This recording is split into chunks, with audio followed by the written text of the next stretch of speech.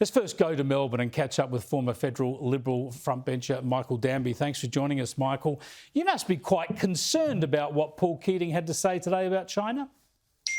Uncle Paul sitting up there in his red slippers seems a bit nostalgic for the days of Deng Xiaoping, and I think we all are. I mean, I think what we need to do is to do what both Liberal and Labor, as you say, are doing, operate a rational policy towards China. If Paul Keating advises us that we should join the Asian Development Bank, if that's in Australia's interest, we should do it. But goodness me, the cruel world of realpolitik that he and Bob Carr, and unfortunately it seems our Premier, who despite all of these moves over the last 5 years, lives in, they're willing to sort of throw away the 25 million people of Taiwan, the 7 million people of Hong Kong, the Tibetans, the Uyghurs, they can all go to hell. I'm sorry, but foreign policy must be based on ethics and human rights as well, and we can't ignore those things and just play the old record of Neville Chamberlain, faraway places of which we know little. I'm sorry, Taiwan is a vital trading partner of Australia and indeed the whole world. All of the world's key semiconductors are produced in Taiwan, and we have a vital interest in seeing that that country is not invaded or suppressed by China. Now, obviously, we don't want to go to war.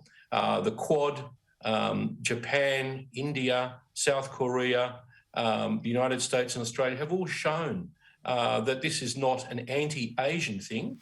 Of course, we don't follow the US mindlessly into conflicts, but these Asian powers have said that they don't want China's aggressive policies to be maintained over the whole of the South China Sea, turning it into a lake for Beijing. Well, and remember, Paul Keating should remember.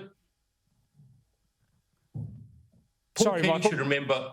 Sorry, we had a delay there. I'll keep going, otherwise we'll get caught up in that delay. The point here is that, of course, Paul Keating doesn't have any impact on global affairs any longer, but he's a very, very loud voice and one that people on the Labor side of politics listen to intently in Australia. Now, you've got Anthony Albanese and Penny Wong trying to say that the Federal Labor Party, looking to go into government next year, will be as strong and as firm on China as the coalition.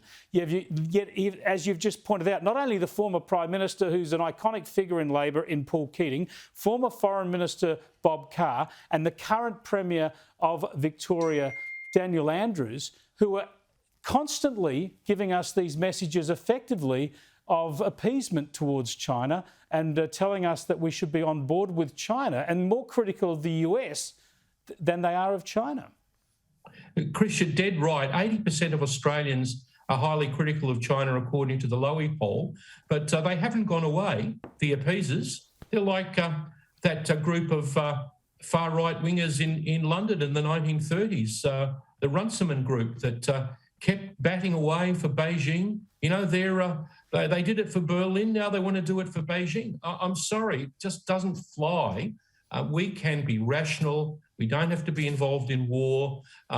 Liberal and Labor can act together in Australia's national interests. We can acquire sufficient military equipment and act together with allies, including new ones, stronger ones like the ones in Japan and India, to see that this doesn't get out of control.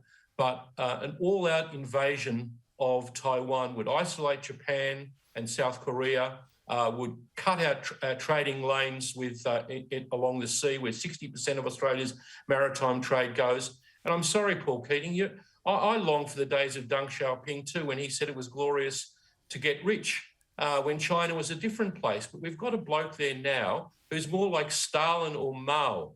And we have to face up to that and do as best we can to adjust to it.